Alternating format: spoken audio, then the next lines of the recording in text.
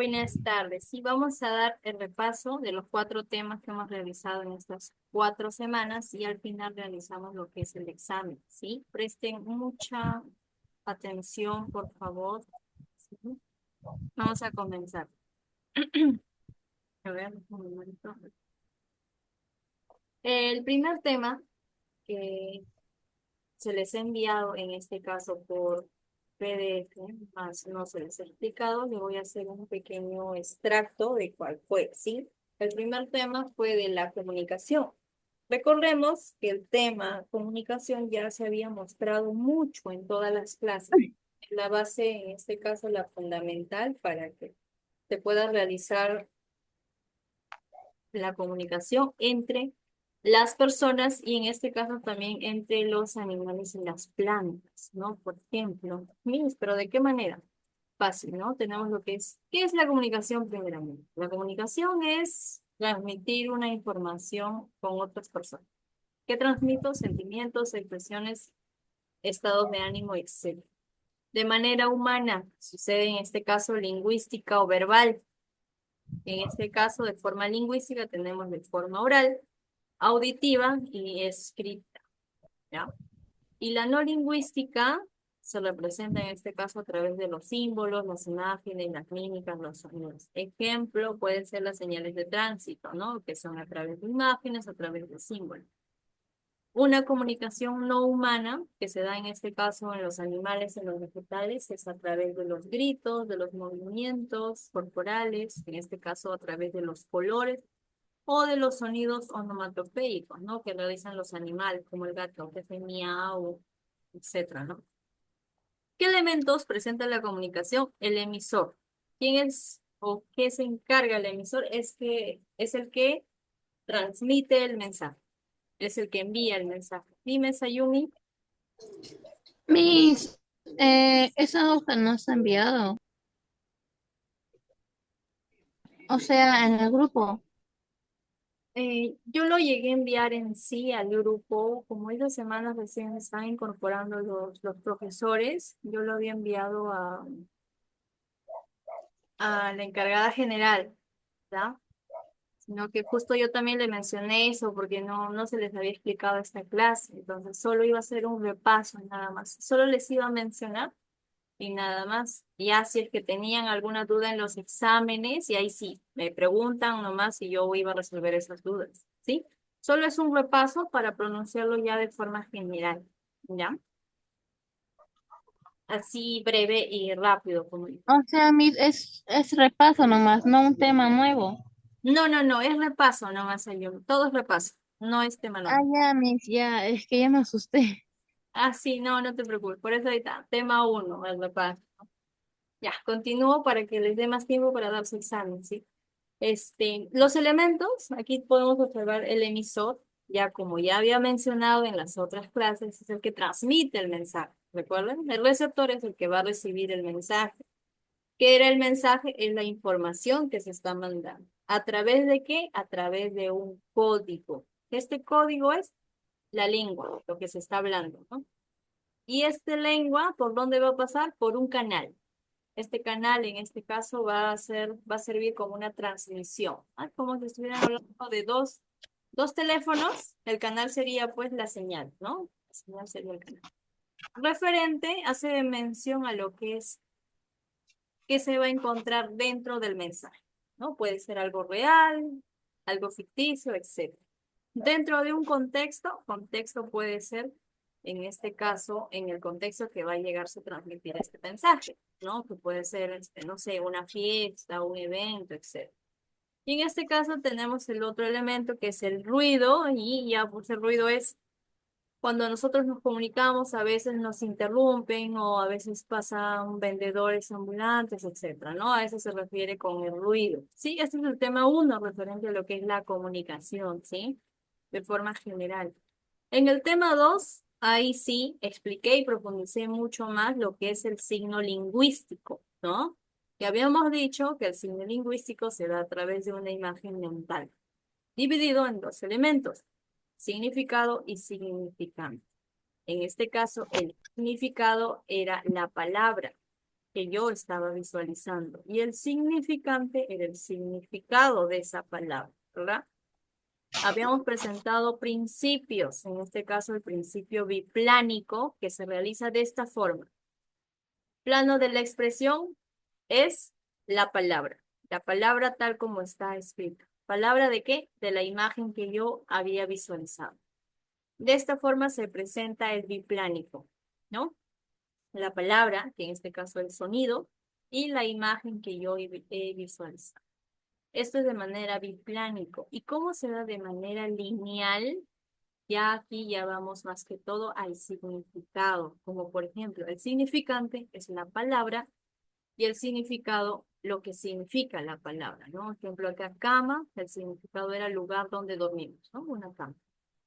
¿Ven? En el biplánico solo es palabra e imagen. Ya en el lineal es palabra y significado, ¿sí? Ahora pasemos al arbitrario. ¿Recuerdan? En el arbitrario habíamos mencionado que en este caso, que entre el significado y el significante se establece más que todo un acuerdo de acuerdo a la sociedad, ¿no? Es decir, que cada lengua se va a utilizar en un mismo significado su propio significante. ¿Qué quería decir esto? Que esto es una manzana, ¿no? Un significante, manzana. ¿Cuál es su significado de manzana? Que es una fruta, ¿no? Pero ¿cómo se da de manera arbitraria? Que el ejemplo que yo les había dicho es, si esta mañana esta manzana yo me lo llevo a África, va a seguir siendo una manzana, ¿no? Por eso es arbitrario, porque su significado no va a cambiar, ¿no? Lo único que va a cambiar es su significante. ¿Por qué? Porque la palabra manzana va a estar escrito de diferentes formas, ¿no? Pero su significado va a seguir siendo igual. Dentro de lo mutable y lo inmutable, habíamos dicho que lo mutable va a variar de acuerdo a su tiempo, de acuerdo a su lengua, ¿no? Y lo inmutable era todo lo contrario a lo mutable, pues, ¿no? Que no iba a variar, iba a permanecer en este caso invariable, ¿no? Pasemos ahora al doblemente articulado. Aquí, recuerden, yo mencioné el doblemente articulado haciendo referencia mucho a los morfemas y a los fonemas, ¿sí? Recuerden que los morfemas presentan una primera articulación, que era la raíz de una palabra. Por ejemplo, en este caso era abuelo. Esta es la raíz de una palabra. ¿Por qué? Porque a través de esta raíz de manera morfema yo puedo crear nuevas palabras, ¿no? Abuelo, abuela, abuelititas, abuelititos, ¿ven? Abuelitos, abuelitas, ¿no? Esto es la raíz de la palabra. ¿Cómo se le conoce? Como una morfema, que se da en una primera articulación. ¿Cómo identifico la segunda articulación? A través de los fonemas. ¿De qué forma? Deletreando la palabra. Lo pueden observar aquí. ¿Ven? Recuerden, eso es de acuerdo al doblemente articulado. Morfemas, recuerden esto y nunca se olviden. Morfemas es la raíz de una palabra. Fonemas, en este caso, es el deletreo que se le da a una palabra. Así, separado, de manera separada. Eso es en torno al signo lingüístico. Hemos hecho bastante ejercicio sobre ello, ¿no? O en este caso, define cómo la imagen acústica proporcionada por los sonidos. Aquí la respuesta era la D, el significante, ¿no? ¿Por qué? Porque se da a través de una imagen acústica. Y una imagen acústica, en este caso, porque yo me visualizo una manzana, no me... Yo, por ejemplo, ahorita ustedes visualicen una pera, ¿no? No van a visualizar exactamente la letra pera. Ustedes van a visualizar el objeto, que es una pera, es algo verdecita o amarillenta, puede tener hojitas, ¿no? A eso se refiere con una imagen acústica. ¿Ven? De esta forma pasamos al tema 3. En el tema 3 tenemos lo que es el lenguaje. ¿Ya? Miren cómo pasamos de la comunicación, sino lingüístico, y combinamos con lo que es el lenguaje. Ya aquí el lenguaje sí ya es netamente, exclusivamente humano. ¿Ya? Comunicación no. ¿Recuerdan? Comunicación era humana y no humana. Tenemos dos, pero el lenguaje sí ya es exclusivamente de las personas. ¿Cuál es la característica en ese caso? Es universal. ¿Por qué? Porque el lenguaje se da entre toda la sociedad de todas las personas con las que nosotros convivimos, que es con todo el mundo. De manera innato. ¿Por qué? Porque nosotros nacemos con un lenguaje, algo propio, en este caso el español, ¿no? De manera racional. Aquí ya se da más algo más complejo. En este caso, su uso es ya más racional de acuerdo a la lengua que se va a diferenciar a través de los signos usados. Que puede ser, por ejemplo, en este caso también adquiere mucho a los animales. Los animales no tienen un lenguaje más racional, ¿no? Bueno, algunos, no todos específicamente. Y luego tenemos los de doblemente articulado. Miren cómo los morfemas y los fonemas siempre están presentes. Miren, aquí tenemos en el doblemente articulado, al igual que en el signo lingüístico. ¿Ven? ¿Se dan cuenta? Siempre se hace presente en lo que son los morfemas y los fonemas. ¿No? Tenemos aquí a los morfemas, como la raíz de la palabra ni, que ellos forman niñitos, niñitas, niñotes, niñotes, etcétera, ¿no?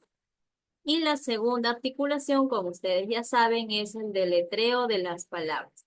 Aquí, ¿por qué va una K y por qué va una C? Ya les expliqué eso a ustedes, ¿recuerdan? Es por el sonido que se les da a cada letra.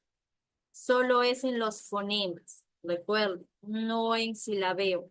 En los fonemas se realiza de esta manera, pero en el silabeo se realiza con la palabra que está escrita, ¿ya? Ahora pasemos a las funciones del lenguaje. Tenemos dos funciones, las principales y las secundarias. Dentro de las principales tenemos las representativas. ¿Qué habíamos identificado aquí en el lenguaje representativo como función principal? Que en este caso el lenguaje se va a dar de manera real, con hechos reales. Como Sayumi está en el Zoom, ¿no? Es un hecho real. Jonathan rendirá su examen sobre el lenguaje en unos minutos. ¿Ven? Es algo real. Por eso dice una función representativa. Una función expresiva, que también es principal dentro de lo que es el lenguaje. Es un estado de ánimo alegre o tristeza, dolor, etcétera. Por ejemplo, yo puedo decir, todos van a sacar 20 hoy día, ¿no? Es un estado de ánimo alegre. ¿No? A eso se refiere con una función expresiva, está expresando sus emociones. Tenemos la función apelativa, por ejemplo, ¿no? ¿Qué es la función apelativa? Su objetivo es, miren cómo el receptor se hace presente aquí en la comunicación, dentro de un lenguaje. Su objetivo es que cambie el comportamiento del receptor. En este caso, por los ejemplos, puedes callarte, ¿no? Si yo digo, puedes callarte, la idea es que se calle, ¿no? Pues chicos, vamos todos a almorzar, ¿no? O hoy día sacamos todos 20 en el examen, vamos todos a almorzar, a celebrar, vamos al cine, ¿no? Y cosas así. La idea es apelar, como se dice, ¿no? Y dentro de las funciones secundarias tenemos lo que son las funciones fáticas, que se utilizan mayormente como un lenguaje con la única finalidad de prolongar la comunicación. Prolongar o también tiene como objetivo afirmar o mantener, en este caso, la comunicación. Como por ejemplo tenemos aquí, aló, aló, ¿me oyes? ¿No? Chao, adiós. O cuando estás probando algo, ¿no? El micrófono, sobre todo, ¿no? Uno, dos, tres, probando, uno, dos, tres, probando. A eso se le conoce como función fática. La función metalingüística. La función metalingüística se conoce más que todo para poder estudiar y comprender el lenguaje. En este caso, lo que estamos realizando ahorita es una función metalingüística, porque es una función donde yo estoy aprendiendo y conociendo más sobre el lenguaje. Y por último, tenemos la función poética, que habíamos dicho de la función poética, que lo utilizo mayormente en la literatura, cuando yo escribo algo, o creo poesías, etc. ¿No? Por ejemplo, ¿qué estará haciendo a esa hora? Mi andina y dulce rita de junco y capullo. ¿Ven? A eso se realiza la función poética. ¿No? Más que todo para escribir, ¿sí? Y como ustedes saben, hemos desarrollado las actividades diferentes, como en este caso, ¿no? Es de característica no correspondiente al lenguaje, la E, ¿no? Triplanning, porque el universal sí es, el innato también, racional igual, y en este caso el biarticulado de igual forma, pero en este caso el triplánico no es algo que se encuentra, ¿no? Porque ¿qué habíamos encontrado? El biplánico, ¿no? Dos, no tri. Pasemos ahora al tema número 4. En el tema número 4 se ha mencionado mucho lo que son los planos de lengua. ¿Recuerdan? Habíamos dicho que es la lengua y el habla. ¿Qué habíamos dicho? Que no podemos separarlos, ¿no? Que ambos se necesitan mutuamente. Son como el yin y el yang, ¿no? Necesitan estar juntos, no pueden separarse. Dentro de la lengua, hemos dicho que la lengua es un conjunto, un sistema de signos verbales que se utiliza de manera histórica, geográfica, en este caso para poder aprender y para poder hablar, ¿no? La lengua de manera teórica. ¿Qué quiere decir? Tiene que ser escrita y analizada a través de las funciones, o en este caso de las normas, como actualmente conocemos como la RAE. ¿Por qué es más o menos fija? Porque la lengua, ya sabemos que es un sistema de signos, se va a mantener estable por todo un buen periodo o también va a cambiar. ¿Recuerdan? ¿Quién cambia? ¿Quién lo modifica? La RAE, ¿no? ¿Por qué lo cambia? ¿Por qué lo modifica? ¿O por qué crea? Porque la misma sociedad, al hablar, los mismos hablantes están creando lenguas, están creando nuevas palabras y al conjunto de personas hablar varias veces una sola palabra hace que lo modifiquen o lo cambien. Por eso se dice que es más o menos fija, no es algo fijo, se puede cambiar. ¿Por qué es social? Porque la lengua se considera más que todo es un creado por una comunidad lingüística, para que todos podamos hablar. ¿Por qué psíquica? Porque su estructura se desarrolla en el cerebro. En este caso, a través de las imágenes acústicas. ¿Dónde habíamos encontrado las imágenes acústicas? En el signo lingüístico, ¿recuerdan? ¿Ven cómo todo está relacionado con los temas? Sí, ahora pasamos al habla. Ya el habla sí ya es más directo, ¿no? Es lo que nosotros, de manera individual, por así decirlo, ¿no? Que es un conjunto de signos, en este caso, de manera individual de la lengua, que se da, en este caso, mediante una comunidad o mediante una sola persona. Características, es práctica. ¿Por qué es práctica? Porque los sonidos, las articulaciones que utilizamos al momento de hablar de manera personal, se da en la vida cotidiana, ¿no? Yo puedo hablar con mis hermanos, lo típico, ¿no? Estar con mis hermanos y crearle apodos nuevos, ¿no? Por eso se le dice que es práctico. Puedo crear articulaciones prácticos de manera cotidiana. ¿Por qué es variable? Porque va a obedecer mucho de acuerdo al interés de cada persona, ¿no? En este caso, si yo pongo apodos, ¿no? Va a depender mucho de cuán maduro soy, de cuán formación entre cultura y educación tengo, ¿no? Por ejemplo, yo le puedo poner a mi hermano un gordito bonito, ¿no? Pero hay otro que puede venir y le puede decir, es un chancho, algo así, ¿no? A eso me refiero que va a depender mucho de la persona, por eso se dice que es variable. Obviamente va a depender de cada uno. Y es netamente individual porque cada persona tiene diferentes formas de hablar. ¿Cómo identifico que tiene diferentes formas de hablar? Porque todos tenemos una personalidad distinta. Podemos llegar a pensar igual, pero no todo, absolutamente todo, ¿no? ¿Por qué es psicofisiológica? Porque el habla, en este caso, va a implicar una actividad mental. Y ya va a ser participación, en este caso, no solo la mente, como lo hace en el lenguaje, sino ya va a imaginar todos los sonidos al momento de querer hablar o poder querer colocar nuevos apodos, por ejemplo, ¿no? Por eso es psicofisiológico. Tenemos las variantes de la lengua, tenemos el dialecto, variación diatópica. Aquí la imagen, de manera fonético, morfológico, semántico, sintáctico y lexicológico. ¿De qué forma? Han ido cambiando y han ido variando, ¿no? De acuerdo a qué? Al lugar geográfico donde se encuentra. Fonético, ¿qué habíamos dicho de la fonética? Se refiere a la pronunciación de la palabra. Morfológico, recuerden. es la estructura de la palabra. Semántico es la variación de acuerdo al significado, ¿sí? Significado. El sintáctico es la estructura de una oración, cómo está conformado una oración. Y lexicológico, en este caso, es la variación de una palabra que tiene un solo significado, ¿sí? Solo es ello. Tenemos el sociolecto y variación diastráctica. Aquí tenemos tres niveles. El subestándar, que es el que utilizamos en este caso en las universidades, o los científicos, filosóficos o literatos, ¿no? ¿Por qué los literatos están dentro de este subestándar? Por su nivel y complejidad de lectura. Ya les había dicho yo, mientras más leo, más aprendo. Estándar. En el estándar tenemos lo que son las expresiones cultas y las expresiones coloquiales y familiares, ¿no? Como podemos observar aquí, por ejemplo, en la hora de clase, de igual forma, ¿no? El subestándar ya se manifiesta ya mucho más inapropiado, ¿no? De manera gramatical y también de manera normativa, ¿no? Que son las expresiones populares, las expresiones vulgares, ¿no? Como los ejemplos que ya habíamos mencionado en clase. Recuerden, solo tres niveles, superestándar, estándar y subestándar.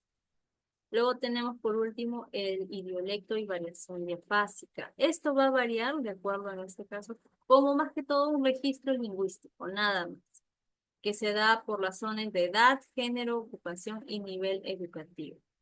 Tenemos, por ejemplo, panadero.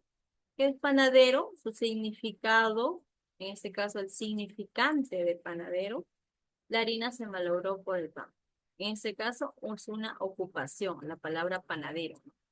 Médico, el paciente tiene cólera, es la determinación de un médico, pero ¿qué es? Es una profesión. Niño, niño se dice que es un género y edad, ¿no? Género porque es masculino y edad por la palabra niño, ¿no? Niño podemos determinar a un niño a partir de 7 hasta 10 años, ¿no? Entonces, de esta manera se hace recordar mucho lo que son los cuatro temas que hemos trabajado estas 4 semanas. Ahora pasemos a la visualización del examen. ¿De qué forma lo voy a realizar el examen? En una hoja, tienen a la mano, puede ser cuadriculada, rayada o una hoja bond, lo que tengan. Van a colocar primero sus nombres, ¿ya? Nombres completos, apellidos, luego sus nombres. ¿Cómo voy a desarrollar? Como pueden observar, son 8 preguntas. Cada pregunta tiene puntos diferentes. Bueno, ¿cómo desarrollo? Agrego el número 1 y solo escribo la respuesta, ¿sí? No es necesario escribir la pregunta, solo escribo la respuesta. Por ejemplo, aquí 2. La respuesta me dice verdadero o falso. 2, ustedes colocarán verdadero. O si es falso, 2, ahí falso. ¿Ven? De esta manera para que les haga más fácil, ¿sí? Y para los que recién han estado ingresando en esta semana, no se preocupen, puede venir el examen, no va a afectar en nada en sus notas, ¿sí? Pregunto, ¿alguien tiene alguna duda? Pregunta para poder dar inicio. No, Miss, todo Miss, yo bien. acabo de imprimir un examen. Ya, ya. Entonces, si todo quedó claro, pueden comenzar, ¿sí? Comiencen a dar su examen. Yo voy a estar aquí. Miss, yo lo tengo en mi rezo. Ya, no te preocupes, Sergio, márcalo ahí nada más. ¿Sí? ¿Tienen alguna duda?